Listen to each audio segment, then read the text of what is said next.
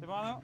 Vas-y. Mathieu, on en parlait ce matin, hein. Les jambes étaient là, la confiance est venue avec, et vous nous avez tiré un sacré numéro. Ouais, les jambes étaient vraiment bonnes, mais comme depuis le début de saison, comme depuis quelques temps, mais le vélo, c'est pas que le physique, faut y aller, faut avoir la confiance et être bien dans la tête.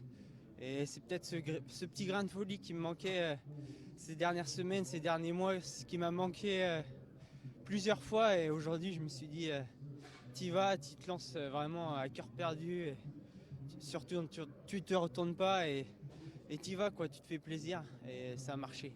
Comment c'est venu justement pendant la course, parce qu'il y avait aussi Pierre Latour à protéger. À quel moment vous avez eu la liberté et vous avez pu y aller? Oui, dans un premier temps, il fallait protéger Pierrot. Surtout dans la descente de l'Espigoulier, on essaie de l'aborder bien placé parce que c'est une descente assez technique. Et c'est vrai que toute la journée, je me sentais vraiment super bien.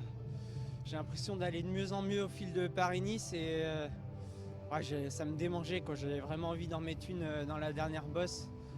Et c'est vrai qu'on avait aussi Nicolo, donc c'était un dilemme entre attaquer ou plutôt en garder pour le sprint. Mais voilà, j'ai joué ma chance et j'y suis allé tout seul et ça a marché.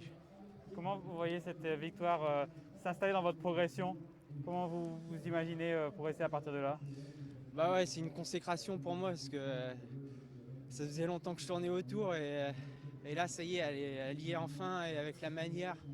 Je suis allé la chercher, donc je suis vraiment très très content et j'espère que ça va me permettre de prendre encore plus confiance en moi et voilà, réaliser de performances similaires plus régulièrement.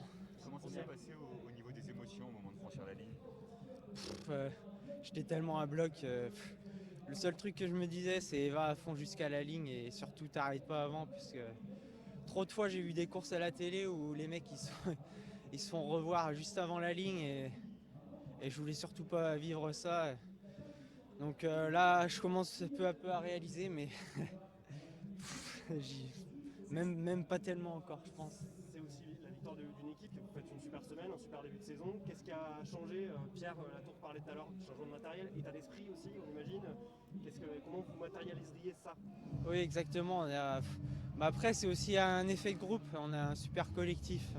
On s'entend tous vraiment bien. Voilà, on a un leader qui est génial, Pierrot, vraiment un super mec. C'est un plaisir de se mettre à la planche pour des gars comme ça. Et il rend aussi bien en retour.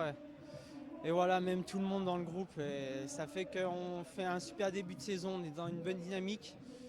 Et voilà, pourvu que ça dure.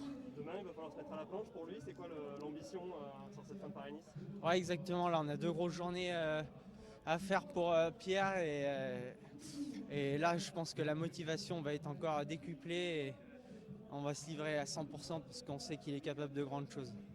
La journée avait commencé par une panne de toilette, si j'ai bien compris, dans votre bus, ou c'est une blague de Pierre Latour? Non, non, c'est pas une blague.